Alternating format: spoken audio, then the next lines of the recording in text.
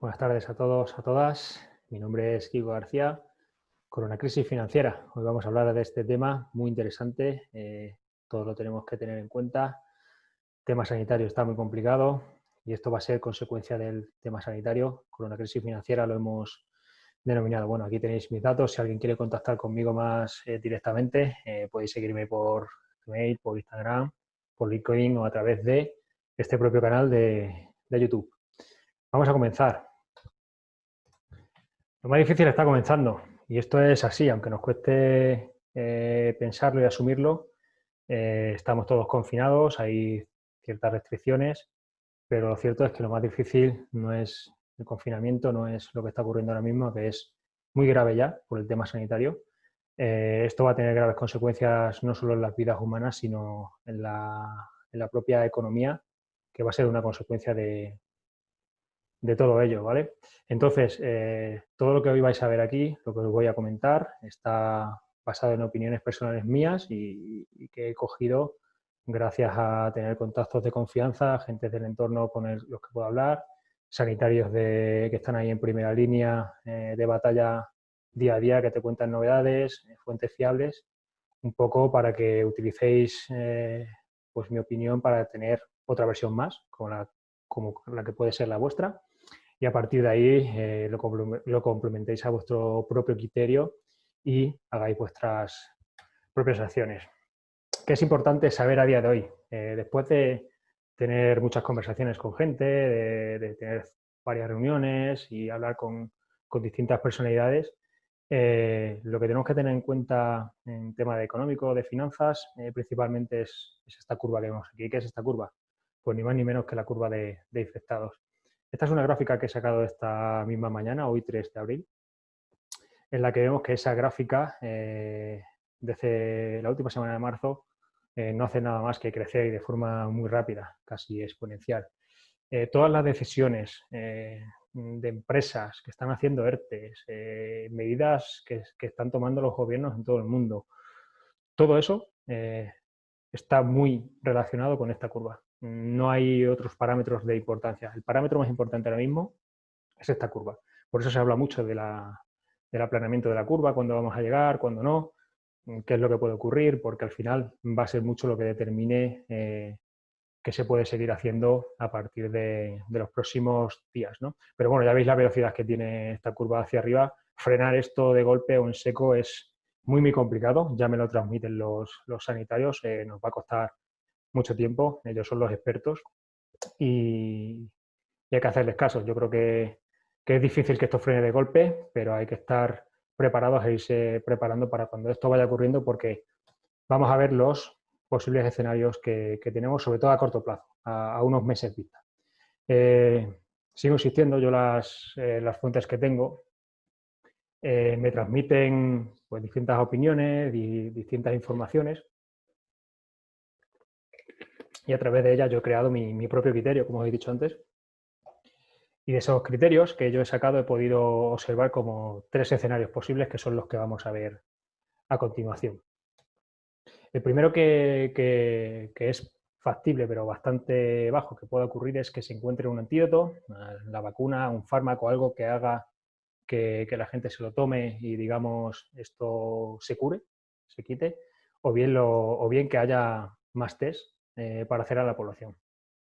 ¿Por qué pongo esto? Esto es una cosa que depende mucho de todas las investigaciones que se vayan haciendo y de los recursos que pueda ir teniendo los gobiernos y los países, pero al final está claro que si se encuentra algo que cura el virus,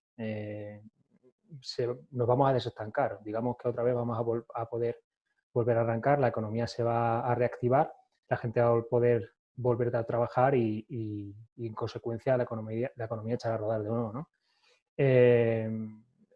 Esto por parte de los antídotos o vacunas, pero no hace falta que haya un antídoto o vacuna para que ocurra algo, digamos, intermedio. Si los test proliferan y la población tuviera acceso a los test más fácilmente, que no se está dando el caso, de una forma barata y que todo el mundo lo pudiera adquirir, pues como por ejemplo los test del VIH, ¿no? Que se pueden encontrar en las farmacias.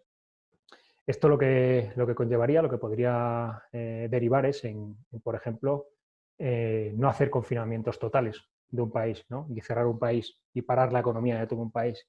Si tú tienes test suficientes para aportar a la población y se pueden utilizar, en todo momento vas a poder tener monitorizada la población y puedes hacer aislamientos un poco más localizados o focalizados, ¿no? Entonces habrá partes del país que a lo mejor están cerradas o totalmente paradas, como pudiera ser Madrid, que está muy grave, pero otras, a lo mejor otras regiones que no tienen tantos contagios o está mucho más controlado esto, serían cosas mucho más locales, ¿no? La gente estaría muy localizada, sabría qué gente está enferma, quién no, quién es portadora del virus, y esto activaría la economía en cierto modo porque la gente que está sana, o que estuviera sana, o que ya hubiera pasado el virus, podría volver a sus puestos de trabajo, a sus actividades, a sus empresas, y eso haría que la economía se reactivara un poco.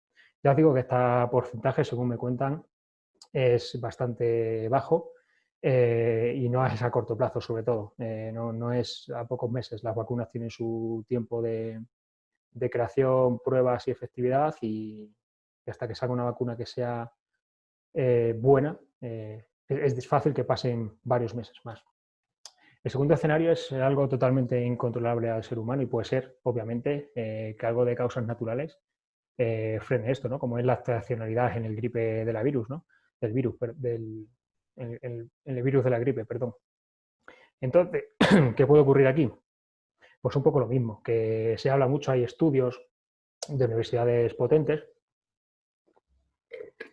que dicen que con ciertas temperaturas, por los rayos ultravioletas, hay una ligera porcentaje de oportunidad de que esto se frene. Tampoco le dan una, digamos, gran porcentaje, pero sí que es cierto que hay ciertas posibilidades de que esto ocurra.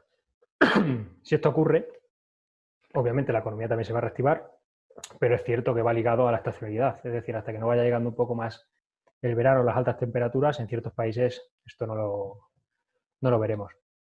Y el tercer escenario es el que más posibilidades tiene de que ocurra y más me transmiten los sanitarios y los expertos, es que el virus gane la batalla, que asumamos que el virus va a ganar la batalla.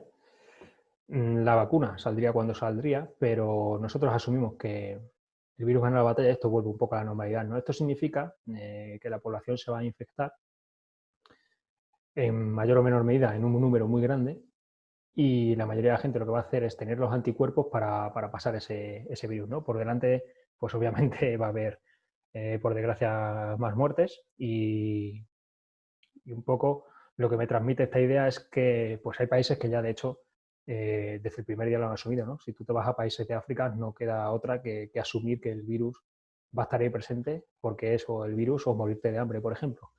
No se pueden quedar la gente teletrabajando en casa como pueden ser en otros países como Francia, Alemania, España. Y entonces ahí ya han asumido desde un principio que esto es así y que van a convivir con ello. Lo que pasa que allí también es verdad que hay menos medios y menos recursos y no sabemos pues el impacto que tiene eso, ¿no? En otros países, por ejemplo, como China, se habla mucho de China, ¿no? No sabemos exactamente. China ya sabemos el problema que tiene muchas veces con los datos. Ya se vio justo al principio de la crisis que no eran datos muy fiables. Ahora parece que no hay ningún caso allí.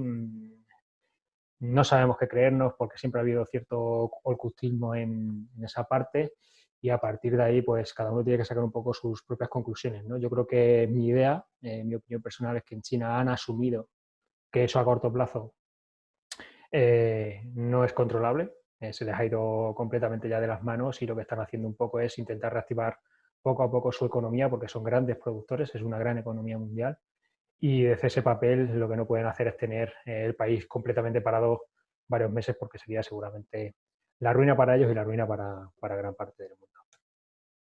¿Por qué los escenarios anteriores son importantes? ¿Y qué implican? Pues sobre todo implican temporalidad. Cada día que pasa, cada día que pasa, no son días de crisis financiera que vayan a venir después, son quizás semanas y meses. Cada día que esto está parado va a ser peor, la crisis financiera va a ser mucho más grande. Acordaros de la que hubo aquí en España en 2008, a nosotros nos costó muchísimos años salir de allí, hay gente que incluso no ha llegado a salir o lo pasó muy, muy mal para salir. Y esto va pues por el mismo camino. y ya os digo que cada día que pasa es mucho más complicado, la crisis será mucho más grande porque todo se parará mucho más y la recuperación, por consiguiente, será mucho más difícil. Entonces, cuanto menos dure esta situación, mejor para lo que venga, pero ya os aviso que hay que irse preparando porque, y es lo que pongo aquí, que hago porque hay que hacer cosas, hay que hacer cosas, hay que prepararse porque lo que viene detrás, que de hecho ya lo estamos viviendo hoy, ya estamos viendo ERTES, ya estamos viendo empresas cerrar, ya estamos viendo a gente sufrir, a gente entrar en pánico, es una auténtica, va a ser una auténtica locura, yo creo que va a ser una crisis muy difícil y veremos a ver qué consecuencias puede tener aquí en España. Aquí en España yo creo que nos va a afectar bastante, ahora lo veremos en las preguntas y respuestas que nos plantearon por redes sociales, iremos dando algunos tips al respecto.